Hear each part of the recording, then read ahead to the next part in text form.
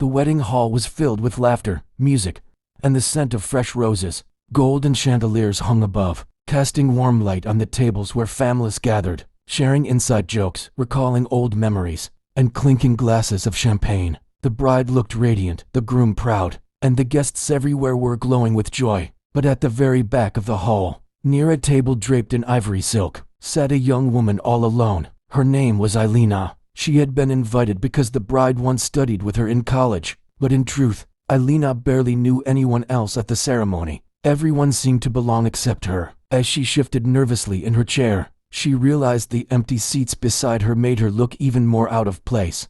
Her eyes flickered across the hall. Families laughed together.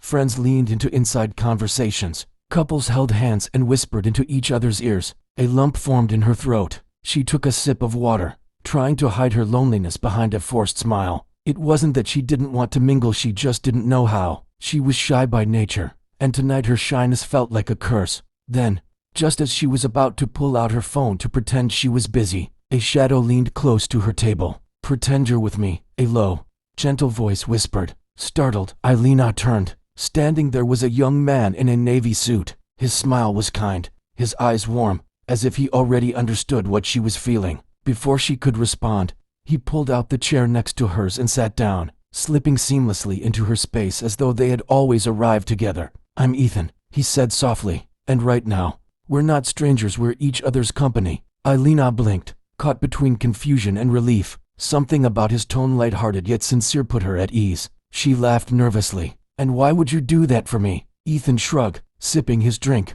"Because I saw someone who looked like she needed a friend, and because I know how it feels to sit alone." Those words pierced her heart. For the first time all evening, Ailina didn't feel invisible. They began talking, first cautiously, then freely. He asked her about her work, her hobbies, her dreams. She asked about his life, his reasons for being here. They discovered they had both come without real connections. He was a distant cousin of the groom, invited out of courtesy, but not close enough to feel at home. By the time dinner was served, Ailina was laughing, not the nervous, guarded laugh she had been hiding behind earlier, but the real, bubbling kind she hadn't felt in months. Ethan noticed the way her eyes lit up when she laughed. "You should smile more often," he said quietly, almost to himself. Her cheeks flushed. She looked away, but inside, a warmth bloomed where loneliness had sat only an hour ago. As the music grew louder and couples began moving to the dance floor, Ailina froze again. Dancing had never been her thing.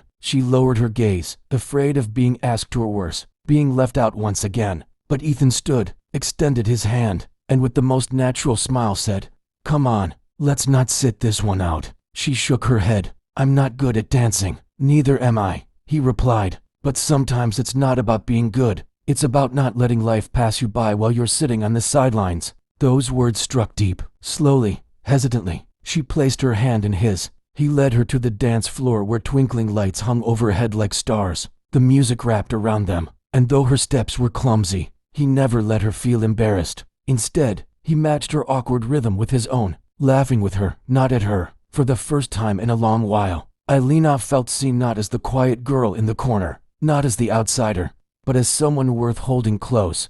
The night wore on, and soon the wedding reached its final moments. Guests began saying their goodbyes. The bride and groom were showered with blessings, and the hall slowly emptied. Ailina and Ethan walked out together, the cool night air brushing against their faces. Neither of them wanted to part ways just yet. "Thank you," she whispered, her voice breaking slightly, "for noticing me when no one else did." Ethan's eyes softened. "Sometimes all it takes is one person to remind you that you're not invisible. I'm glad I got to be that person tonight." They exchanged numbers, not with the desperate hope of fairy tale promises, but with the quiet understanding that something real had sparked between them. And as Ailina walked home under the night sky, she realized this evening had taught her something precious. Sometimes, the most beautiful connections come when you least expect them. All it takes is one stranger who chooses to sit beside you and whisper, "Pretend you're with me." That stranger can change your story forever.